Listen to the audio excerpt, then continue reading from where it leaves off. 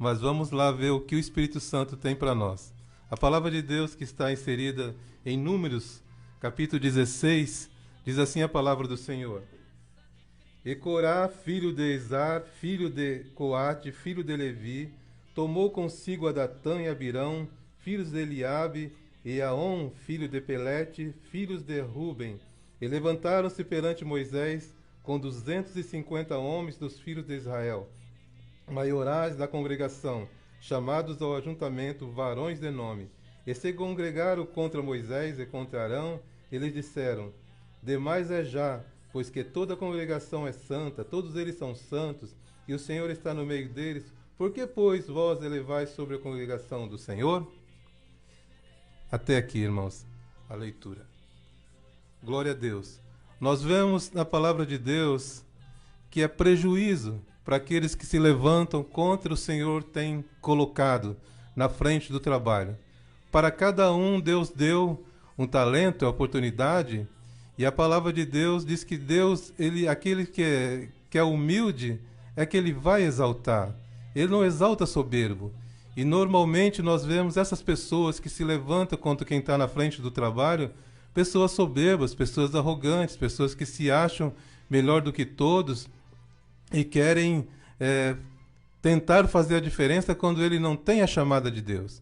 Quando ele não tem a chamada, é como um certo pastor disse certa feita, quando essa pessoa prega, é uma espada longa e chata, dá sono nas pessoas porque não tem a unção, não tem a graça de Deus, não tem a revelação da palavra de Deus para trazer para o povo que precisa de uma boa alimentação.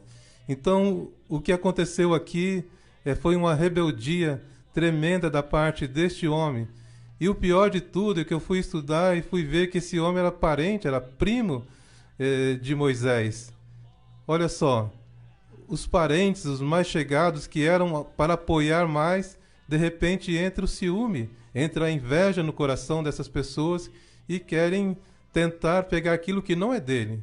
Um exemplo, aquilo que Deus deu para o pastor Manuel da Guia, o talento dele, eu não posso querer para mim, é dele. O que deu aqui para o pastor Claudio Honor, né, essa graça de pregar, deu para ele, não deu para mim. Eu já prego com mais calma, eu prego com mais tranquilidade, assim. Tem pessoas que gostam, tem outros que não. Eu até queria pregar eloquente, mas que eu lembro que eu preguei eloquente foi uma vez só, num culto familiar ainda. De repente eu fui tomado assim e foi muito rápido as palavras, mas normalmente eu prego com calma, assim, até mesmo para as pessoas entenderem mais.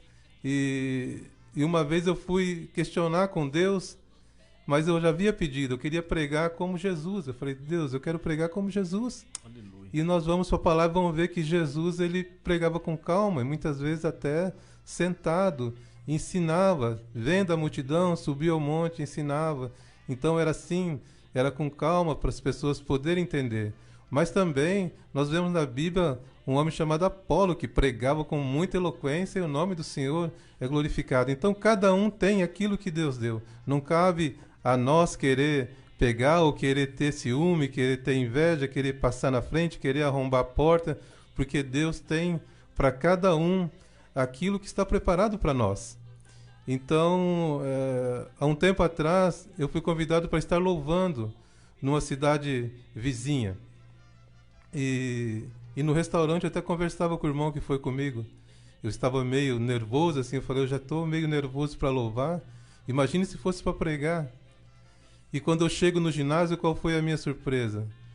O pastor da igreja chegou e falou, olha, a palavra não está comigo, e aqui é o Espírito Santo que manda, então pode ser contigo, pode ser comigo.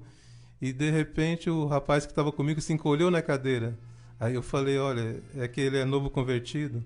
Aí o pastor falou, não, Deus usa quem Ele quer, se Ele quiser usar essa cadeira aqui.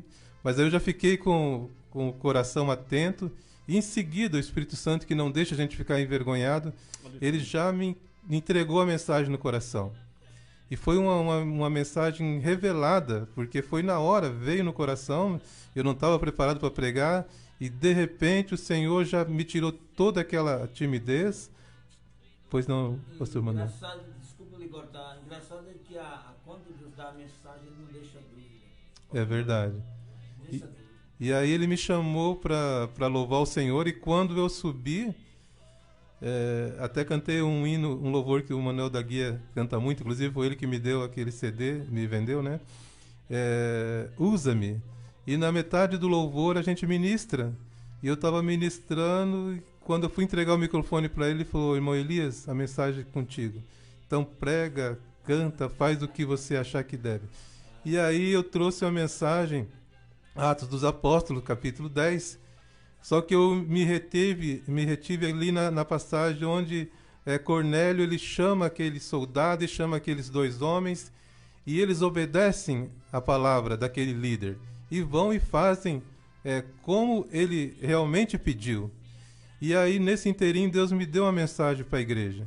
Fala: você que tem ideias boas e quer passar na frente do pastor, não faça isso, porque senão é prejuízo para você, porque Deus colocou ele como ungido na frente desse trabalho para o comando. Ele como homem de Deus, ele vai até te entender e vocês vão conversar, de repente até ele pode acatar a tua ideia, mas não passa na frente dele. A palavra foi por aí. Quando terminamos a mensagem, que eu fui para o banco, a pastora já sentou do meu lado e falou: eu nunca vi algo dessa maneira, eu nunca vi Deus falar dessa maneira. Tudo que o senhor falou está acontecendo aqui. Começou a apontar pessoas que estavam se rebelando, estavam com rebeldia contra o pastor. E na hora da oração, primeiro casal aí para frente era alguém ainda do nosso meio. Era um diácono e a esposa da Assembleia de Deus. Então, irmãos, muitas vezes alguém não quer acatar a ordem do pastor, acha que sabe mais e acaba se rebelando e sai e monta a sua igreja, e a igreja não prospera. Por quê? Foi um ato de rebeldia. Saiu porque se achava demais, saiu porque pensava que era superior ao dirigente. Hoje nós temos a felicidade de ter um líder muito abençoado, né? Como o pastor Zilmar Miguel, a pastora irmã Inês. É um casal de muita oração, presente do céu para nós aqui, como o pastor Adriano e a pastora Roberta também. A gente tem acompanhado, a gente tem visto, a gente que está há mais de 20 anos na caminhada, nós vemos que se alguém se rebelar contra ungidos como esses, vai ter sofrimento. A gente vê na Bíblia que o fim desse homem aqui, de Corá, algumas Bíblias dizem Coré, foi terrível.